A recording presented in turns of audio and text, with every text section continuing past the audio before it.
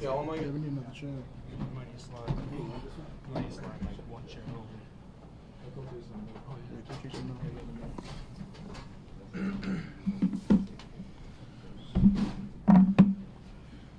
Down there for you want me down a little bit? Yeah. Look at this chuck in there. Come slow down.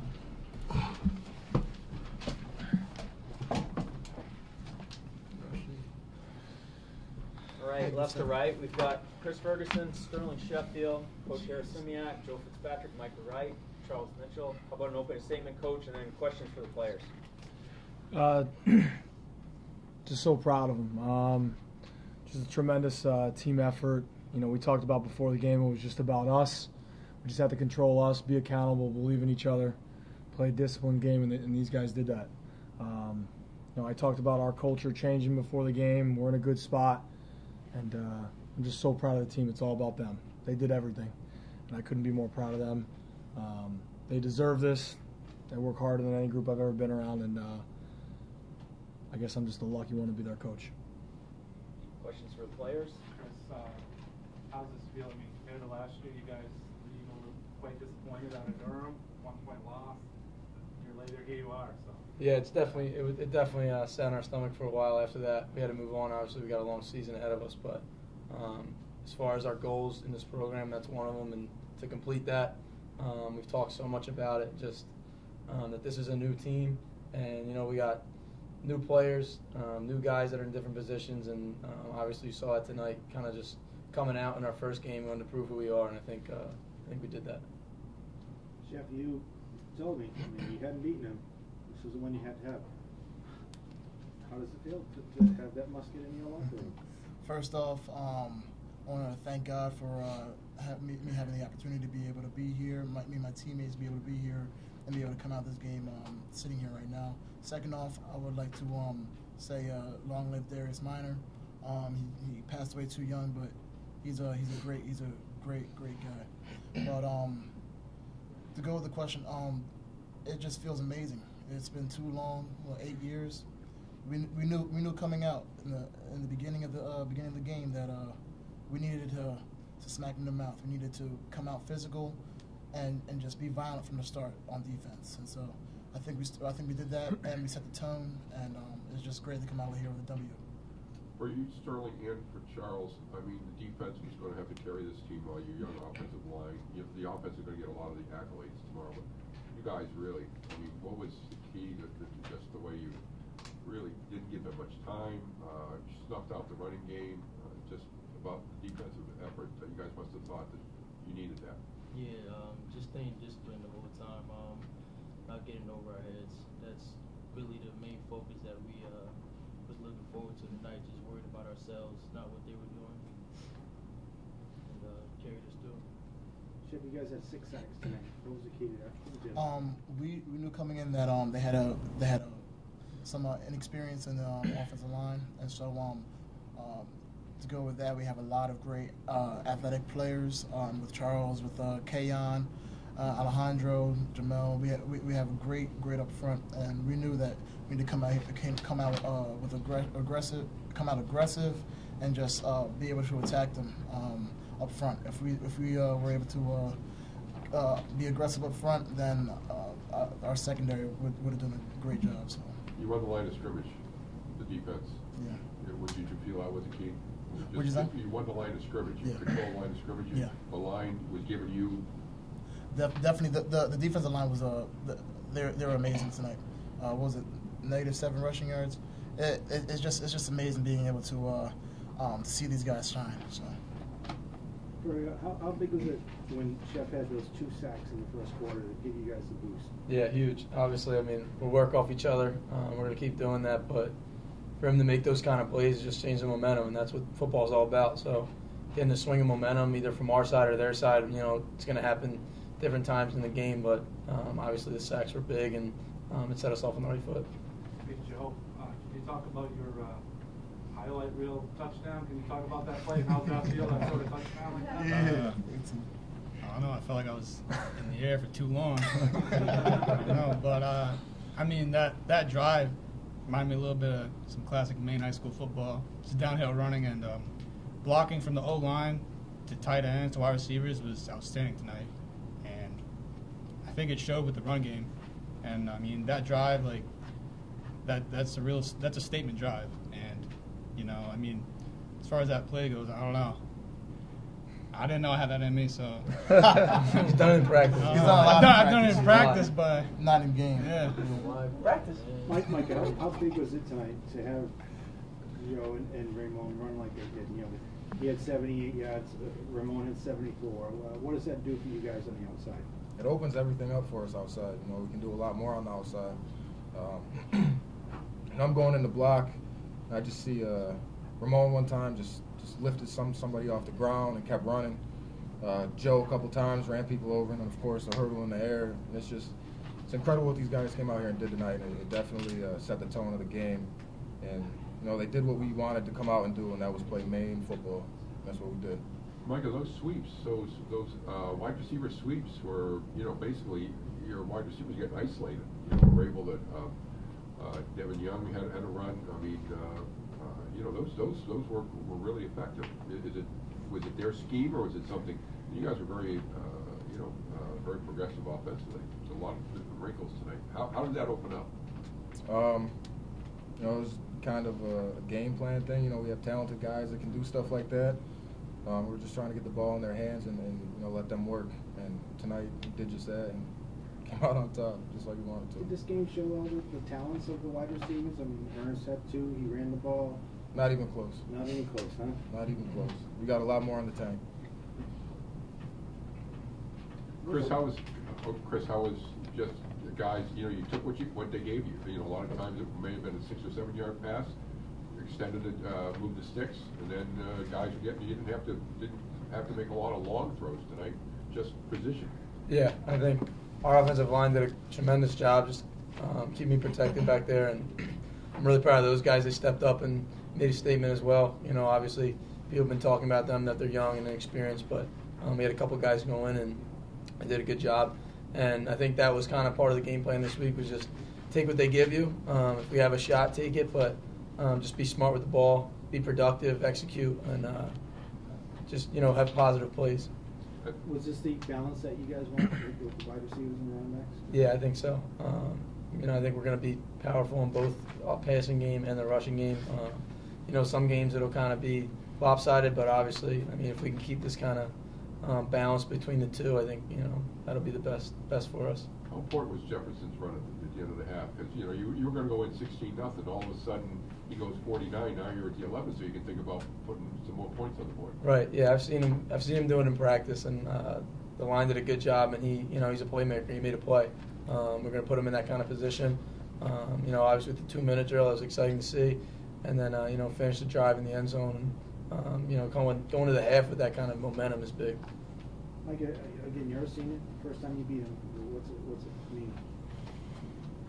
It's indescribable. You know, I've waited for this moment since I got here as a freshman, and now that it's finally happened, you know, I've been dreaming of this since last November, and it's literally a dream come true. I can't even describe it. I really can't. In resounding fashion, you know, you didn't need a last-second field goal. I mean, you just overwhelmed them. Yeah, and that's what we wanted to do. We wanted to come out, make a statement, and take the musket back, and that's what we did.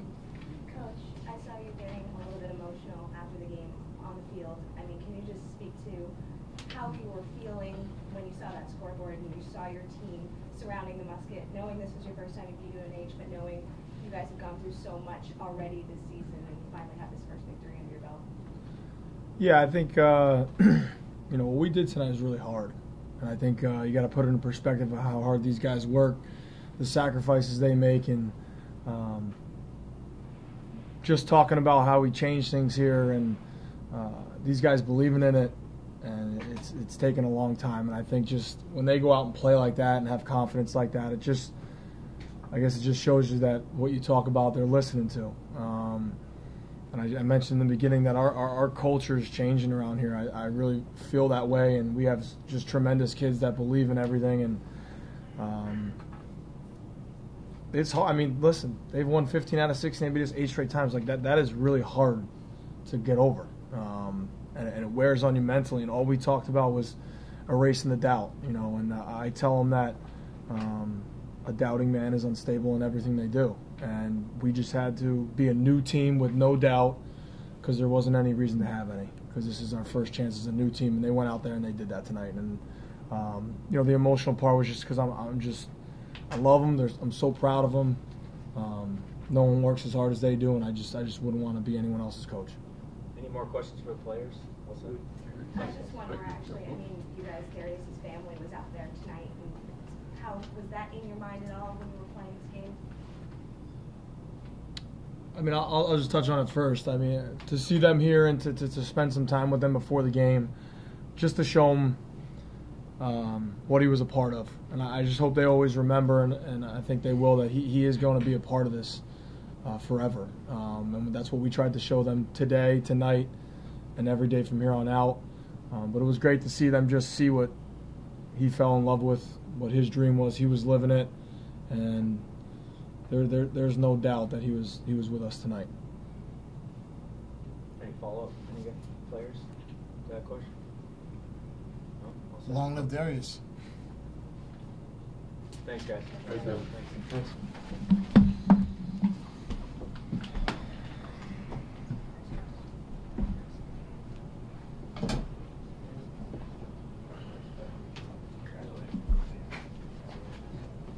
So, how important were Chef's sacks in the first quarter? How did that set the tone for this game? It was big. You know, I think we know our third down package is pretty explosive. You know, we got Sheffield and Deshaun Stevens there, and just from the momentum standpoint, you know, college football that's what it's all about, is getting momentum, keeping it when you have it, and go getting it when you don't. And I think if we could get the crowd involved early, whether that was offensively or defensively, that was going to be a key. And then certainly Chef did that with those 2 sacks. He kind of just gives you life, you know, and that young man makes a lot of those plays. The other thing too, you want your skill guys to get the ball, and that Ernest with runs, not just Mm-hmm. you know, and then even isolation. You know, the quick outs and let them go one-on-one. I mean, that really was successful tonight. The isolation with some of your stars. Yeah, we did a great job with the game plan. You know, identifying areas and matchups. I think that's one thing we do really well on both sides of the ball is trying to expose matchups. And staff did a great job. And just putting our guys in situations where they had an opportunity to be successful. They got to go out there and do it. But those guys had a great plan, and certainly we felt like, I said before, I think we're underweighted at wide receiver. But that's fine. We'll just keep hopefully doing what we do. And I think 81 and 11, 10, 2, 12 showed that tonight. And we'll just hopefully keep finding ways to get on the ball, and we'll hit some adversity along the way, and hopefully their belief carries them through it. Speaking of 12. Yeah. Yes. That was a heck of a throw. Well, heck of a call. Yeah. I mean, but you showed it to everybody already, Joe. You showed your hand there. It's all right. It's all right. We'll have some more stuff. It's okay. No, I mean, obviously Drew's an ex-quarterback, and we're going to have a lot of those things going on. So they just got to be willing to execute it and not get too excited when it happens. But I think that shows that we have trust in them too. I think trick plays are a way for your team to kind of show that you have trust in them, because they can go bad too. But certainly with Drew and weapons like that, I mean, Ernest in the backfield, we ran some plays, so we're going to do that kind of stuff. Was a good time to do that? I mean, yeah, I think those plays either sometimes you put your foot down on the gas pedal when you got a chance, kind of step on them a little bit, and we felt like that was a good opportunity. It was a great call by Coach Charlton. We've been working that all week. Versus the scout team is one thing, but certainly when you have a leader like Belcher, we know he's going to execute it. And those plays usually happen around midfield. Everyone knows that, but in a momentum swing like a game like that, it was huge. And then obviously, I mean, Quan was unbelievable.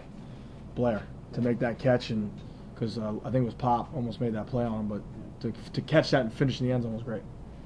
If there's one downside, it's Ernest was no doubt. Is he eligible for next game or? I believe so. I'm not sure. If anything, it would be the first half, but that his behavior is totally unacceptable. It's not anything we talk about. The first one is John too much. He's an emotional kid. He loves the game, loves his teammates, but he's got to put that down. The officials are making a point of that. They did a great job tonight officiating the game. The second one was nothing he did. He took his helmet off on the field, which you're not allowed to do. So that wasn't anything verbal. That was just we talk about that, and it's all on him. He's got to be 100% accountable. We'll coach him up, but it's completely unacceptable, and we got to move forward. And he's learned his lesson, I hope. I saw him after the game. But it's all on him. On us, I should say. Did you change anything when they had to replace the quarterback? Obviously, it was important. But, No, not too much. I mean, I think we were rolling pretty good when he was in there, and hopefully Trevor's all right. He's a great player. League needs him. I hope they get him back. But like I said in the beginning, it was just about us. And I've been in the game where Trevor goes out and they beat us. So I've already experienced that. So we just have to stick to the same plan and go through it. And how happy with your defense? I mean, it's going to be the strength of the team, and they certainly came through. Yeah, I mean, like I said, credit to the staff, Coach Heatherman, his staff did an unbelievable job. It's just that's what the Black Hole's all about. That tonight is what every ex-Black Hole player would tell you that we're all about. It's an attack-style defense. Guys love playing in it. There's no giving up.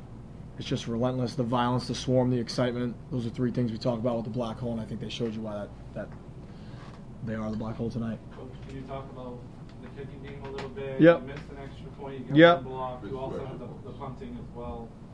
Like the punter had some problems there.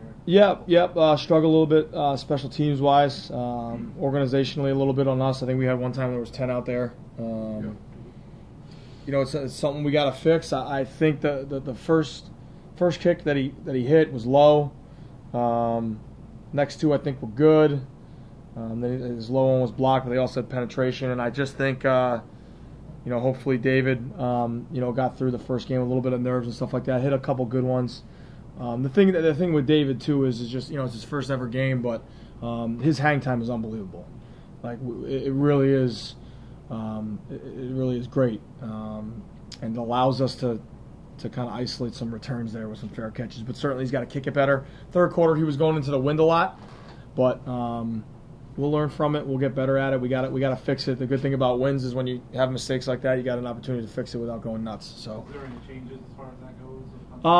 No, I mean we'll evaluate it during practice and stuff like that. But certainly I think you've seen us start a freshman quarterback last year, start a freshman punter this year. Everyone's got to be ready to go. So he's got to earn it in practice. Those guys got to earn it. They got to be accountable. And if we do that, they'll be in there. And if not, then I know Derek will be ready to go or someone else kicking. Joe, you talked about visualizing these games. Yep. Could you have? Maybe not like that. Well, that's what I mean. Could you have visualized this outcome tonight? Domination from start to finish. Yeah, I just we talk about positive visualization all the time. I think I used to tell him, give him an example when I was a coordinator calling plays. I mean, I used to visualize when I was on the call sheet during the week calling it, and one of those guys making a play. I think that's extremely powerful. I think you have to do that to be successful, and we talk about that all the time. But certainly visualizing a win like this, I mean, I don't think you ever envisioned doing something like this and coming out the way we did. But do you expect to play well? Yes. Do I think we were prepared and our confidence was high? Yes. And certainly, just keeping the momentum going was huge.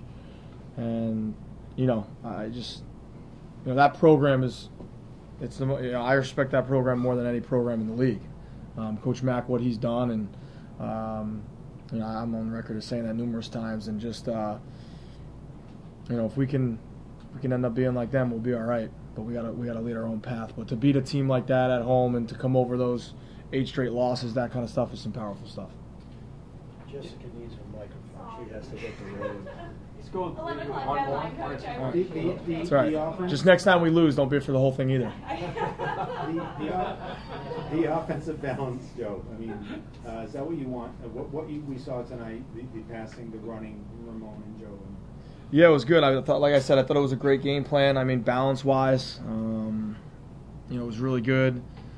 And just, Fitzy's a proven guy. I called him Mr. Reliable, I think, the other week, and he just does everything right. And then certainly Ramon's explosiveness, and everyone's asking me about a certain someone leaving last year, and what are we gonna do? Oh my God, we're good. We recruited.